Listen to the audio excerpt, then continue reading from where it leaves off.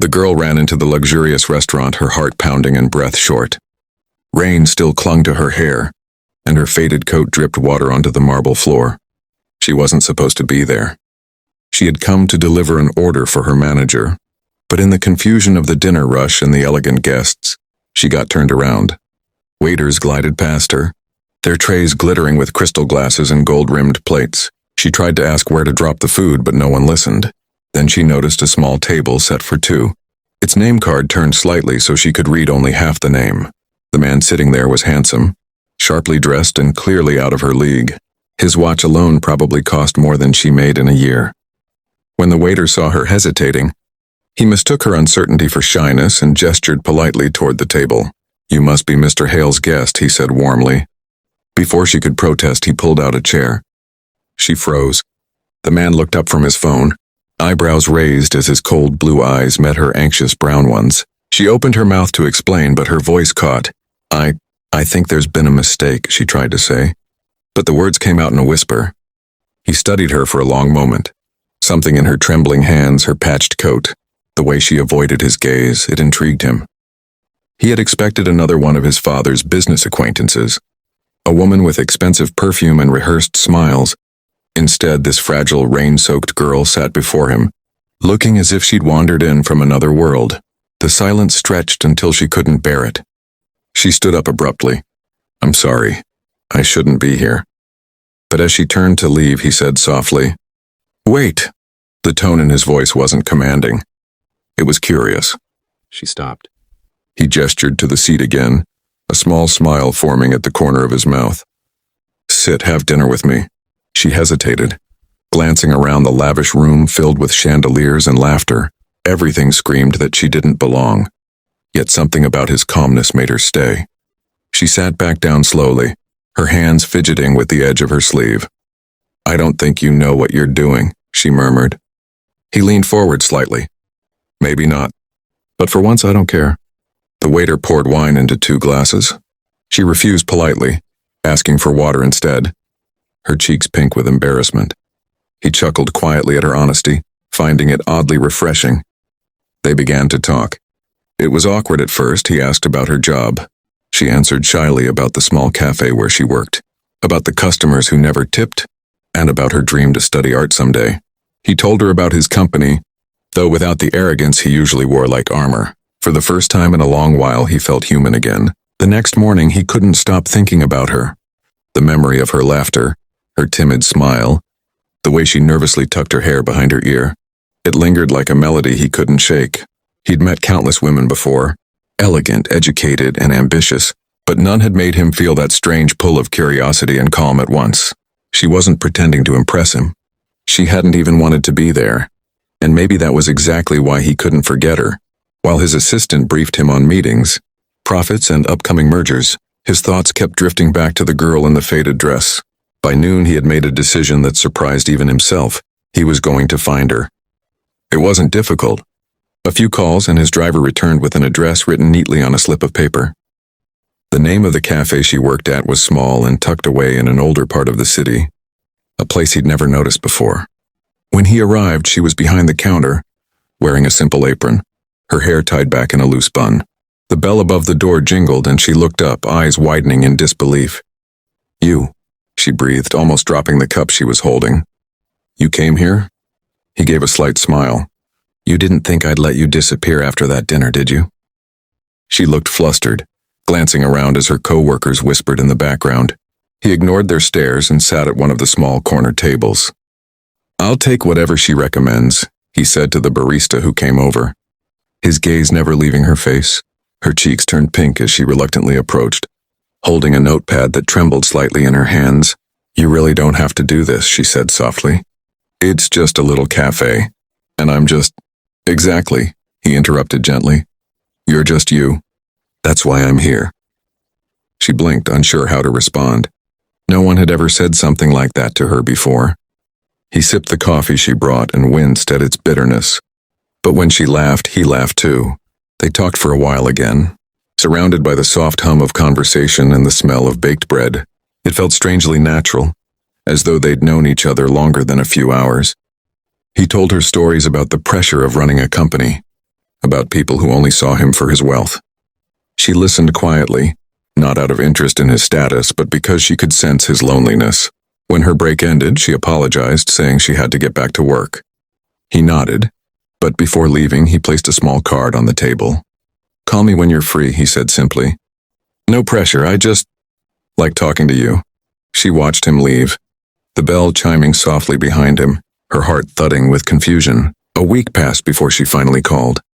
Her hands had trembled the entire time, and even as she pressed the phone to her ear, she almost hung up. When he answered, his voice was calm, deep, and unexpectedly warm. He didn't sound like the intimidating CEO she remembered. He sounded almost relieved. "I was beginning to think you'd never call," he said with a quiet laugh. "I wasn't sure if I should," she admitted. You, and I'm just a nobody."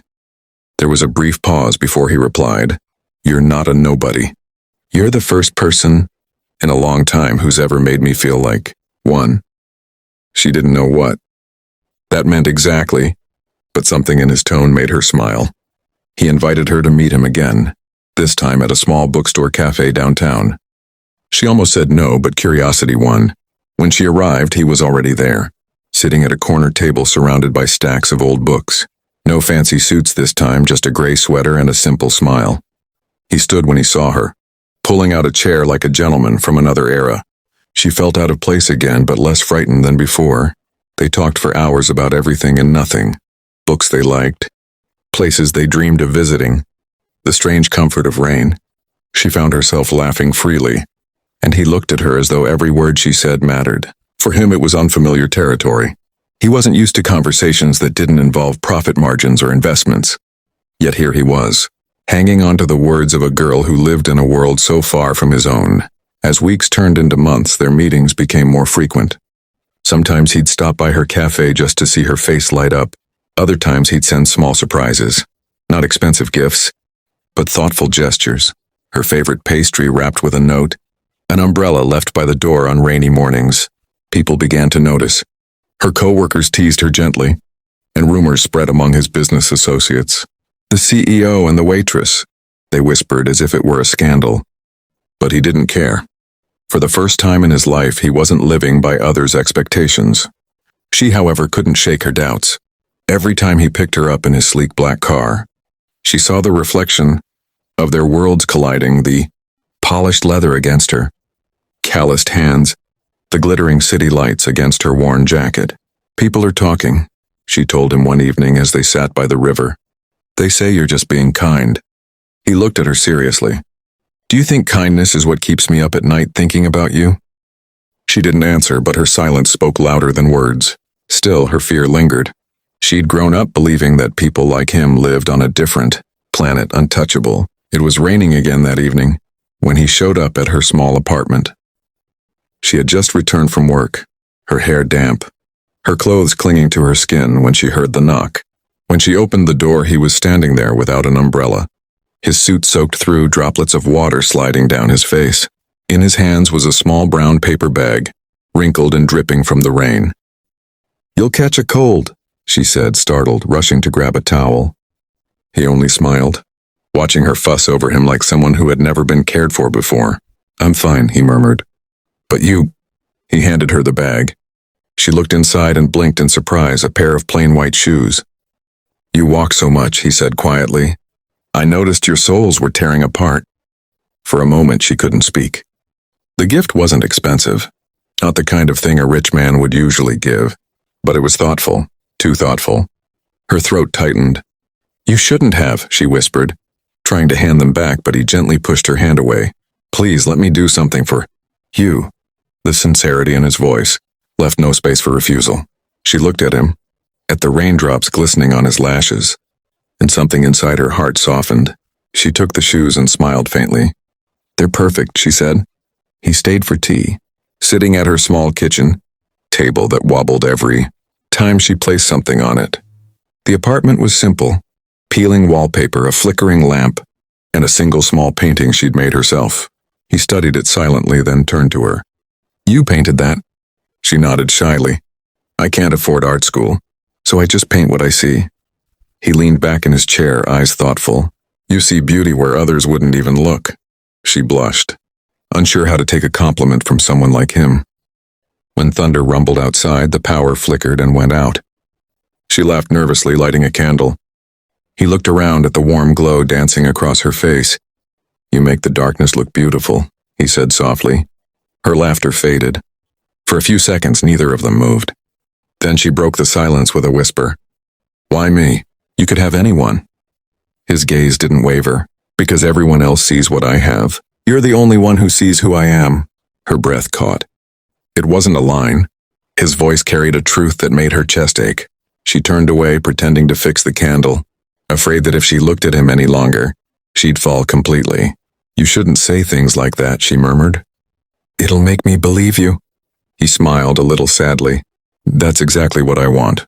Months passed, and everything around them seemed to shift quietly, as if the world itself was holding its breath for them. She had moved to a small art studio that he'd helped her rent, insisting she follow her passion. She argued at first, saying she couldn't accept such help, but he only smiled and said, "It's not charity, it's belief."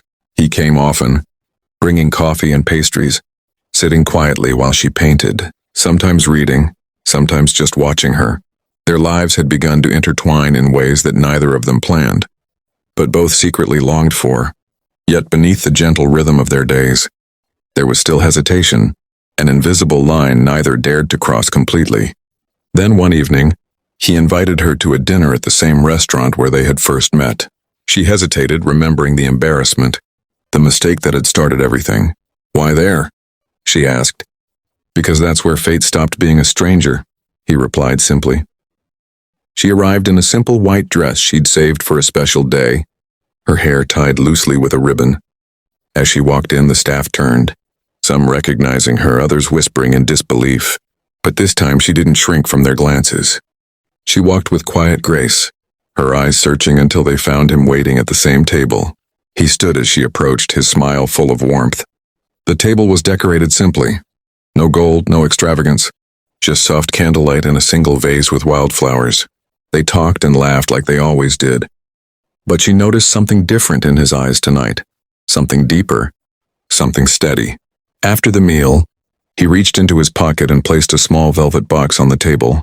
She froze, staring at it, her hands trembling. "You don't have to," she began.